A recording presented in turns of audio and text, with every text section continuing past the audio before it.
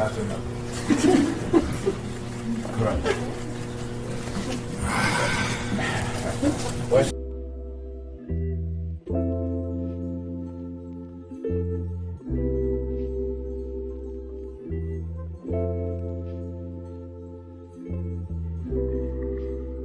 Shalom. I would like to give all honor, glory, and praises to Yahweh, Bahashem, Yahweh Shah, Bahashem Rakakodash. I would like to give double honors to the apostles and the elders of Great Millstone. Salutations to all you sincere Akim, pushing this word out across the four corners of the world. And as what you just saw from these two previous videos, NBA player by the name of Jimmy Butler for the Miami Heat, wearing the feminine hairstyle along with the weird piercings and the polished fingernails when he showcased for the Miami Heat Media Day. Just high levels of weird and satanic activity going on. And this is nothing new within this highly weird industry. Furthermore, this Jimmy Butler is another example of the emasculation of the Israelite man within this satanic entertainment industry. And this disturbing practice has been going on for many decades within Hollywood, all the way back to the Flip Wilson days, when he showcased his character Gird dressed in drag back in the 1970s. So within this highly weird industry, when Jake degrade themselves in this matter, they pass it off as amusement or comedy. But these sinister fabrications generate billions of dollars into the entertainment industry. Because the more that you as an Israelite man or Israelite woman defile yourselves, then the more popular and lucrative your career comes. And that's why it's stated within Ecclesiasticus 10:9, for such an one set it his own soul to sell. And that takes me right to Luke 9:25. For what is a man advantage if he gain the whole world and lose himself, or be cast away? And this is speaking to our people, you Israelites. Like, what do you really benefit or gain or really be truly profitable? You might get all the status within this current world, along with these failing Federal Reserve notes. Your stake might be a little bit bigger. You might have a longer leash in master's backyard to roam a little bit more freely. But at the end of the day, you still a nigga.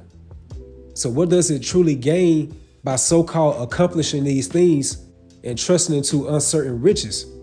Yeah, you might gain the whole world. And as it says in 1 Corinthians 7:31, for the fashion of this world passeth away. Those of our people who are entangled with this world, when Yahweh Shah returns, you're going to die along with this world. And that's because you lose yourself and your true ethics, your moral code or innocence, when you fully be attached to this wicked world. And Jakes like this, Jimmy Butler, his consolation has already been received. And he's going to soon find out that his covenant with death should be disannulled, and how you have sold out for nothing. So again, back in Luke 9:25, for what is a man advantage if he gain the whole world and lose himself, or be cast away? Like, for example, this Jimmy Butler, as you saw from these two previous videos, when he came on that stage for the Miami Heat Media Day, they wasn't laughing with him, they was laughing at him.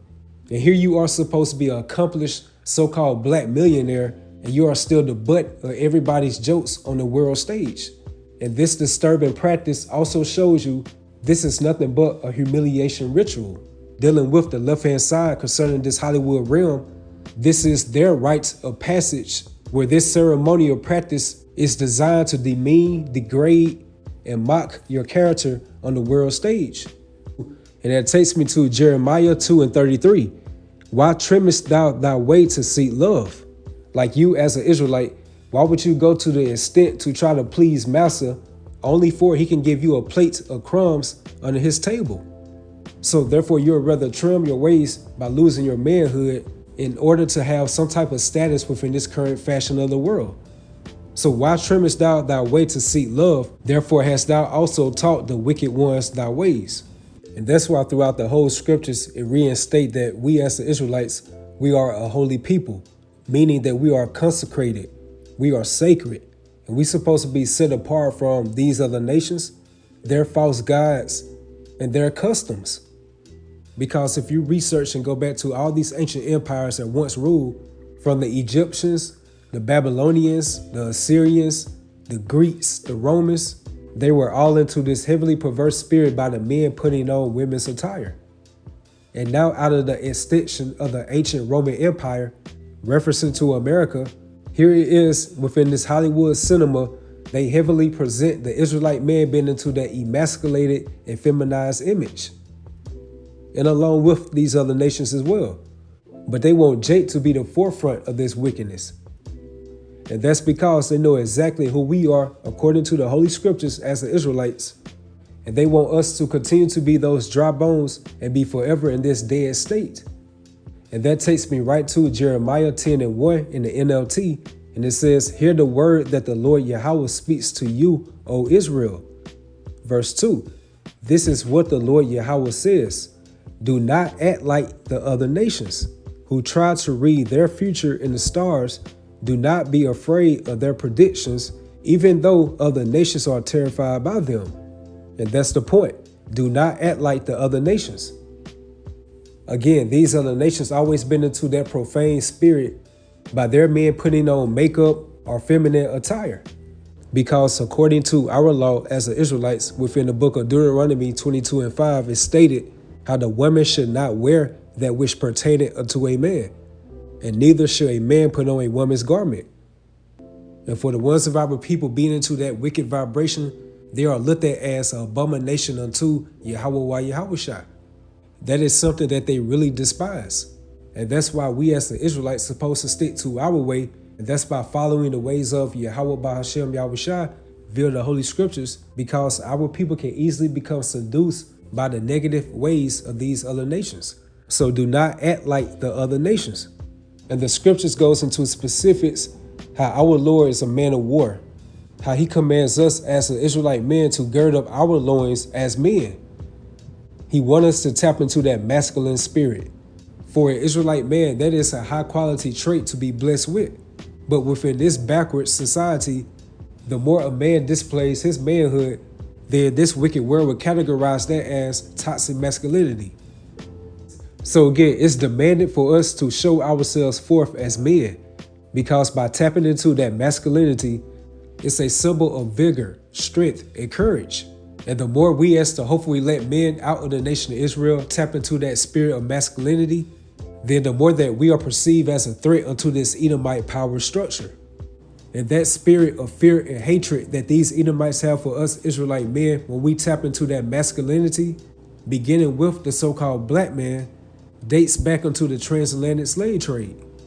And these Edomites were so afraid of our presence and also being outnumbered that they created these psychological safeguards, beginning with the so-called American Negro. And it's a spiritual reason behind it, because they know exactly who you are according to the tribes, which is the head tribe. So they established these psychological safeguards by making the so-called black man timid, passive, feminine, and weak. Fast forward to nowadays within this Hollywood entertainment industry, that is where we stand now with these sellout jakes. And that takes me right to Lamentations 4:1. How is the gold become dim? How is the most fine gold change? And that gold is referencing to the Israelite man becoming dim. When you read Proverbs 12:26, it goes into how the righteous, referring to the Israelites, is more excellent than his neighbor. But the way of the wicked, referring to the tabernacle of Esau Edom, seduceth them. And that's by leaving off the ways of Yahweh Ba'ashem Yahushua, which is our true welfare as the Israelites, and becoming disoriented by drinking that Babylonian wine that was given unto our people by Esau Edom, and along with its various gods. And that spiritual process alone made our people wander out of the way of understanding via the Holy Scriptures.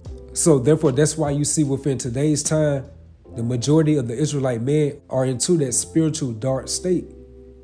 So how is the gold become dim? How is the most fine gold change? The stones of the sanctuary are poured out in the top of every street.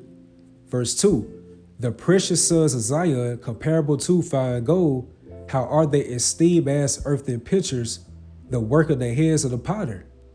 And the work of the hands of the potter is referencing to the Heavenly Father Yahweh, that gave the authority for us to be in this state of decadence. Because when you read Isaiah the 59th chapter, it's stated, your sins, referring to the Israelites, have separated between you and your power.